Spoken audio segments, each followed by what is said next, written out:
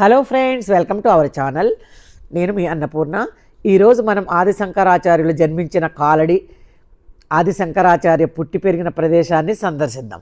అంతేకాకుండా ఆది శంకరాచార్యులు కనకధార స్తోత్రం చేసిన ఇంటిని కూడా చూసేద్దాం.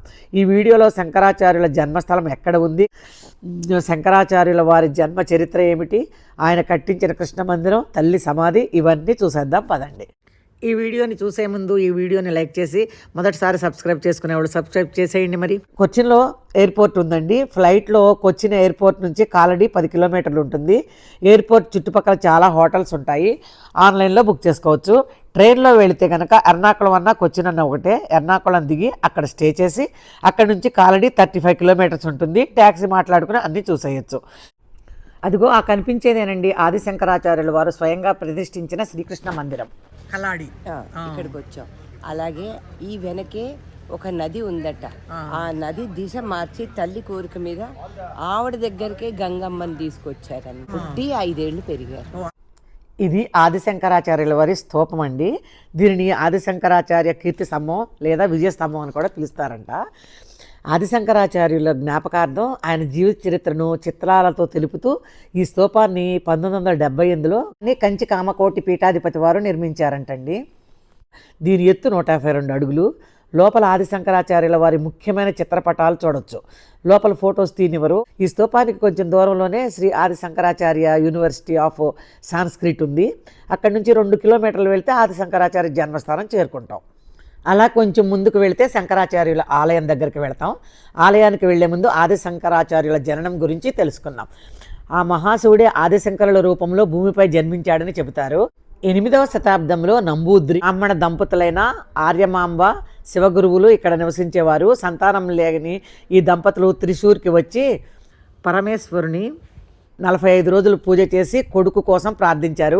శివుడు వారి భక్తికి కరిగిపోయి ప్రత్యక్షమై వారి కోరికను మన్నించి, మీకు ఎక్కువ కాలం బతికే మందబుద్ధి గల పిల్లలు కావాలా, లేక కొద్ది కాలం మాత్రమే జీవించే తెలివైన కొడుకు కావాలా అని ఆ దంపతులను అడిగాడంట.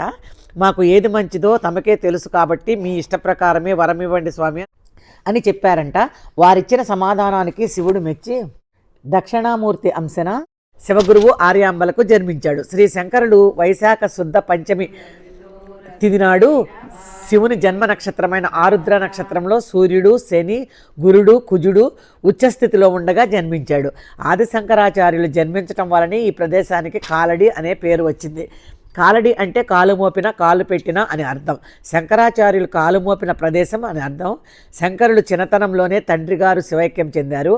ఆర్యమాంబ కొడుకు బాధ్యతలు స్వీకరించి శాస్త్రోక్తంగా ఉపనయనం జరిపించింది. శంకరులు ఏకసంధాగ్రాహి. బాల్యంలోనే వేద విద్యలు, సంస్కృతం అభ్యసించారు. ఇదే ఆది శంకరాచార్యుల జన్మస్థానం. లోపల శారదాదేవి ఆలయం, శంకరాచార్యుల ఆలయం, తల్లి ఆర్యమాంబ సమాధి ఇక్కడ ఉన్నాయి. ఇక్కడ ప్రవహిస్తున్నది పెరియార్ నది. అప్పట్లో అది పూర్ణ నదిగా పిలువబడేది. ఆ నది దూరంగా ఉండేదంట.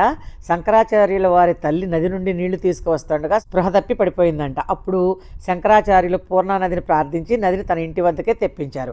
శంకరుని మందిరం నుంచి బయటికి వచ్చాక ఎడమవైపు కృష్ణ మందిరం, క్రొకడైల్ ఘాటు ఉంటాయండి. అక్కడే శంకరాచార్య సన్యాసం పుచ్చుకున్న చోటు. కృష్ణ విగ్రహాన్ని శంకరాచార్యులే ప్రతిష్ఠించారంట. అదే కృష్ణ మందిరం ఆ కనిపిస్తోంది చూడండి, అదే. ఇక్కడే శంకరాచార్యుల వారు సన్యాసం తీసుకున్న ప్లేసు. టైం దగ్గరకు వచ్చే సమయానికి తల్లి అనుమతి కోరారంట. ఆమె అంగీకరించలేదు సన్యాసం పుచ్చుకోవడం. శంకరాచార్యులు పూర్ణా నదిలో స్నానం చేస్తుండగా ఒక మొసలి పట్టుకుందంట. అప్పుడు సన్యాసం తీసుకోవడానికి అంగీకరించమని, చనిపోయే ముందైనా సన్యాసిగా ఉంటానని తల్లిని కోరారంట. తల్లి అప్పుడు అంగీకరించింది. సన్యాసం పుచ్చుకునే మంత్రాలు చదువుతుండగా మొసలి విచిత్రంగా వదిలేసిందంట. అదిగో ఆ స్టేజ్ లాగా కట్టారు. అక్కడ కల్చరల్ ప్రోగ్రామ్స్ జరుగుతాయంట. ఆయన గుడిలో ప్రతిరోజు అన్నదాన కార్యక్రమం జరుగుతూనే ఉంటాయంట. వచ్చిన వాళ్లకు లేదనకుండా అన్నదానం చేస్తూనే ఉంటారు.